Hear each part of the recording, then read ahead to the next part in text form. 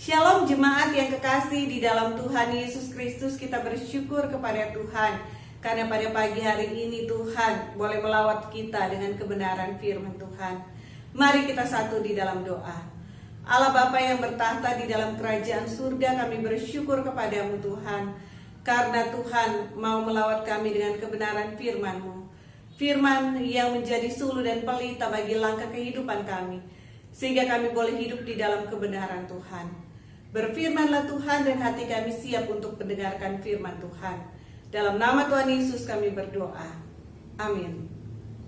Bapak Ibu Saudara yang kekasih di dalam Tuhan Yesus Kristus, pagi hari ini kita akan merenungkan firman Tuhan dengan tema pelayan yang teruji, dengan kita meneladani kesetiaan Rasul Paulus di dalam melayani Tuhan, seperti yang telah disaksikannya kepada jemaat di Tesalonika.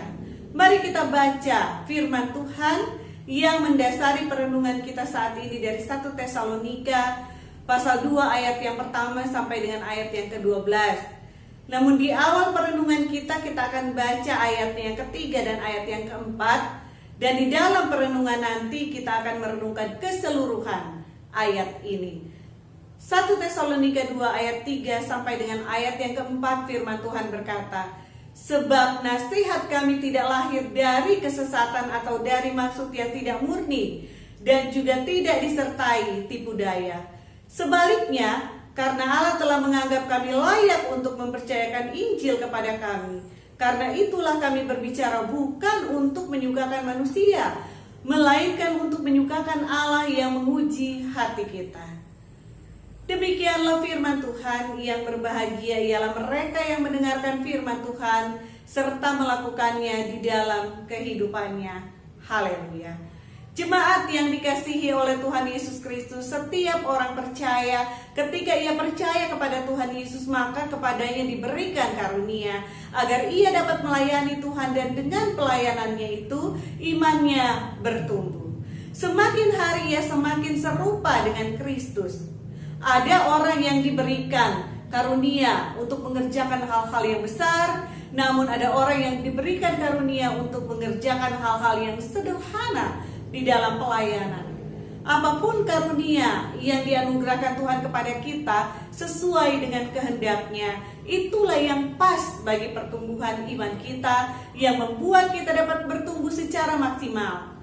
Jadi setiap orang percaya adalah pelayan Tuhan sesuai dengan talenta, bakat, serta karunia Allah yang Allah berikan kepadanya. Dan ia ditempatkan Tuhan di suatu ladang pelayanan yang pas baginya untuk menjadi berkat dan kesaksian yang mempermuliakan Tuhan kita, Yesus Kristus. Bapak Ibu Saudara, berikut ini ada 3 hal yang akan kita renungkan dari keteladanan pelayanan hidup Rasul Paulus yang memiliki kehidupan pelayanan yang teruji. Bagaimana ia menyaksikan kepada jemaat di Tesalonika yang saat itu mengalami tantangan iman yang berat. Di sisi lain, jemaat Tesalonika harus berjuang dalam pertumbuhan imannya agar hidupnya sepadan dengan Injil Kristus. Namun di sisi lain, mereka menghadapi penganiayaan dan ancaman karena Injil Tuhan. Dan kesaksian Rasul Paulus dalam hal kesetiaan melayani Tuhan telah memotivasi dan menguatkan jemaat Tesalonika dalam perjuangan iman mereka. Kita akan mengambil berkat-berkat rohani dari perenungan ini untuk kita aplikasikan di dalam kehidupan pelayanan kita sehari-hari. Hal yang pertama adalah Paulus rela menderita dalam mengabarkan Injil. Kita akan baca dari 1 Tesalonika pasal 2 ayat yang pertama sampai dengan ayat yang kedua. Demikian firman Tuhan. "Kamu sendiri pun memang tahu, saudara-saudara, bahwa kedatangan kami di antaramu tidaklah sia-sia. Tetapi sungguh pun kami sebelumnya, seperti kamu tahu, telah dianiaya dan dihina di Filipi. Namun dengan pertolongan Allah kita, kami beroleh keberanian untuk memberitakan Injil Allah kepada kamu dalam perjuangan yang berat." Bapak Ibu Saudari kekasih di dalam Tuhan, di ayat ini Paulus menyatakan bahwa ada banyak sekali tantangan yang akan dihadapi oleh seorang yang memberitakan Injil Tuhan. Bahkan Paulus menyatakan bahwa memberitakan Injil Tuhan merupakan suatu perjuangan yang berat. Namun ia mengakui bahwa ia memiliki keberanian untuk menghadapi semuanya itu karena pertolongan Allah. Dan apapun yang dilakukannya tidaklah sia-sia. Rasul Paulus tahu bahwa dalam pemberitaan Injil ia akan menghadapi penderitaan bahkan penganiayaan. Namun ia rela masuk di dalam medan Allah. Ia tahu bahwa kasih karunia Allah cukup baginya. Dan Allah akan menolong dia untuk menang. Baginya, perjuangan dan penderitaan dalam mencapai tujuan Allah tidak akan pernah sia-sia. Kesaksian Rasul Paulus ini tentunya berlaku juga di dalam kehidupan umat Tuhan saat ini di dalam konteks kita, di mana ada banyak tantangan yang kita hadapi di dalam kita memberitakan Injil.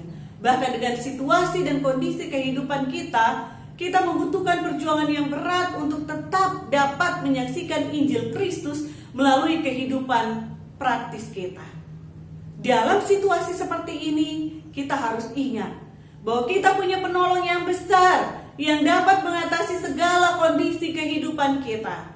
Tuhanlah penolong kita. Ia menjadikan kita sebagai pemenang. Untuk kita bisa menang, maka hendaknya kita tidak menghindari situasi hidup yang diizinkan Allah untuk kita hadapi. Seperti apapun situasi hidup tersebut. Seperti yang telah diteladankan oleh Rasul Paulus, maka kita harus rela dibimbing oleh tangan Tuhan masuk di dalam medan pertempuran kita. Kasih karunia Allah cukup bagi kita. Jika Tuhan yang memanggil kita untuk melayaninya melalui kondisi kehidupan kita, maka Ia berjanji akan senantiasa menolong kita untuk berhasil melewati setiap tantangan kehidupan kita. Ia akan memberikan karunia-karunia yang kita butuhkan di setiap musim kehidupan kita, sehingga kita dapat menghadapinya dan menjadi pemenang. Hal yang kedua yang akan kita renungkan pada pagi hari ini yaitu Rasul Paulus memiliki motivasi yang murni di dalam pelayanan. Kita bisa baca dari 1 Tesalonika 2 ayat 3 sampai dengan ayat yang ke-6, firman Tuhan berkata demikian. Sebab nasihat kami tidak lahir dari kesesatan atau dari maksud yang tidak murni dan juga tidak disertai tipu daya. Sebaliknya, karena Allah telah menganggap kami layak untuk mempercayakan Injil kepada kami, karena itulah kami berbicara, bukan untuk menyukakan manusia, melainkan untuk menyukakan Allah yang menguji hati kita. Karena kami tidak pernah bermulut manis, hal itu kamu ketahui, dan tidak pernah mempunyai maksud loba yang tersembunyi. Allah adalah saksi. Juga tidak pernah kami mencari pujian dari manusia, baik dari kamu maupun dari orang-orang lain, sekalipun kami dapat berbuat demikian sebagai Rasul Kristus. Bapak Ibu Saudara yang kekasih di dalam Tuhan Yesus Kristus, Paulus mengakui bahwa Allah adalah penolongnya dalam menghadapi berbagai tantangan pelayanannya. Namun di sisi lain Paulus juga menyatakan bahwa orang yang mau ditolong oleh Allah hendaknya memiliki motivasi hati yang murni di hadapan Allah, yang disaksikan melalui kehidupan dan pelayanannya. Di dalam suratnya, Paulus berani menyaksikan bahwa ia tidak memiliki motivasi hati untuk mencari keuntungan diri sendiri atau mengambil kesempatan untuk kepentingan diri sendiri melalui pelayanannya.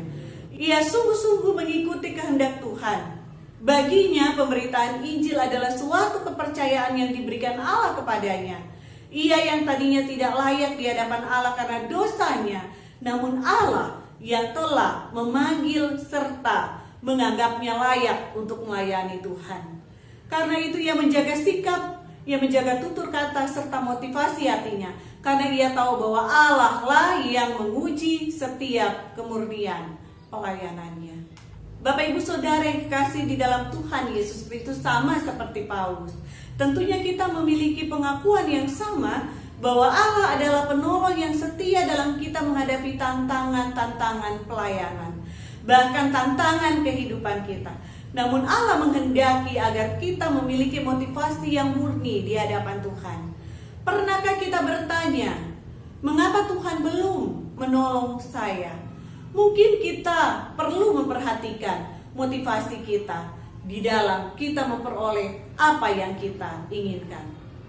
Terkadang bukannya Tuhan tidak mau menolong kita, tetapi jika apa yang kita harapkan hanya akan memperburuk kehidupan kita, membuat kita jatuh di dalam dosa atau merugikan kehidupan kita, pasti Tuhan akan melindungi kita dengan tidak membiarkan kita memiliki apa yang kita inginkan. Karena itu kita harus sungguh-sungguh mengerti rencana Tuhan di dalam kehidupan kita, sehingga motivasi kita senantiasa dimurnikan oleh Tuhan dan hanya untuk memuliakan nama Tuhan saja. Apapun yang kita lakukan, apapun yang kita harapkan, Tuhan pasti akan menolong kita jika kita punya motivasi hati yang murni di hadapan Allah. Kita bersyukur karena penebusan Tuhan Yesus Kristus sudah melayakkan kita di hadapan hadirat Allah. Kita dianugerahkan karunia dan penyertaan Roh Kudus yang menolong dalam pertumbuhan rohani kita. Siapakah kita sehingga Tuhan mau memanggil dan menjadikan kita pelayannya, bahkan mempercayakan pelayanan pemberitaan Injil melalui kehidupan kita. Belajar dari Rasul Paulus, kiranya kita juga menjaga sikap hidup kita, tutur kata kita, serta motivasi hati kita di hadapan Tuhan. Karena Allah lah yang menguji setiap kemurnian pelayanan kita. Hal yang ketiga yang mau kita renungkan saat ini dari kehidupan Rasul Paulus, yaitu Rasul Paulus mau membagi hidupnya dengan sesama saudara seiman. Landasan firman Tuhan yaitu dari 1 Tesalonika pasal 2 ayat 7 sampai dengan ayat yang ke-12, demikian firman Tuhan. Tetapi kami berlaku ramah di antara kamu sama seperti seorang ibu mengasuh dan merawati anaknya. Demikianlah kami dalam kasih sayang yang besar akan kamu, bukan saja rela membagi Injil Allah kepada kamu, tetapi juga hidup kami sendiri dengan kamu, karena kamu telah kami kasihi. Sebab kamu masih ingat saudara-saudara akan usaha dan jerih lelah kami, sementara kami bekerja siang malam, supaya jangan menjadi beban bagi siapapun juga di antara kamu. Kami memberitakan Injil Allah kepada kamu. Kamu adalah saksi, demikian juga Allah, betapa saleh, adil, dan tak bercacatnya kami berlaku di antara kamu yang percaya. Kamu tahu betapa kami seperti bapa terhadap anak-anaknya, telah menasihati kamu dan menguatkan hatimu seorang demi seorang, dan meminta dengan sangat supaya kamu hidup sesuai dengan kehendak Allah yang memanggil kamu ke dalam kerajaan dan kemuliaannya. Bapak Ibu Saudara yang kekasih di dalam Tuhan Yesus Kristus, jemaat Tesalonika adalah salah satu jemaat yang dirintis oleh Rasul Paulus dan timnya, yaitu bersama dengan Silas dan Timotius. Dalam pemberitaan Injil, Paulus melakukan berbagai pendekatan dengan jemaat. Salah satunya adalah beberapa waktu ia dengan tim pelayanan tinggal bersama dengan jemaat sebelum melanjutkan pelayanan pemberitaan Injil ke tempat yang lainnya. Saat itu mereka tinggal bersama.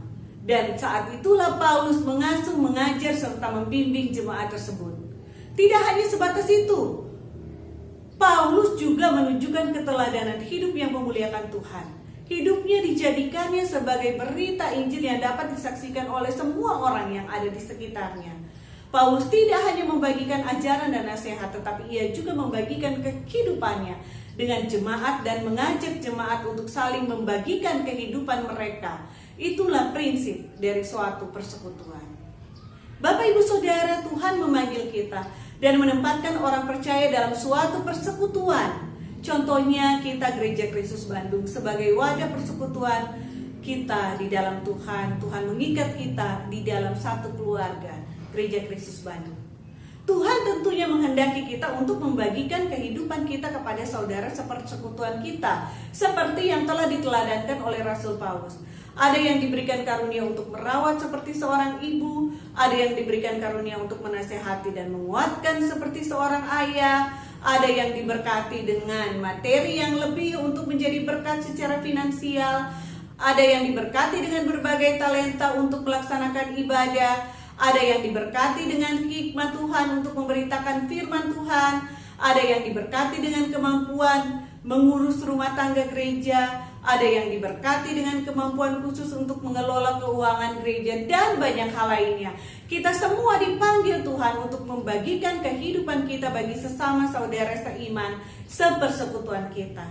Kita sama-sama belajar untuk memaksimalkan karunia Allah dan menjadi berkat bagi sesama saudara sepersekutuan kita, sehingga persekutuan kita menjadi utuh, bertumbuh serta mempermuliakan nama Tuhan. Kiranya firman Tuhan ini boleh memberkati kita semua, sehingga kita boleh menjadi pelayan-pelayan Tuhan yang teruji.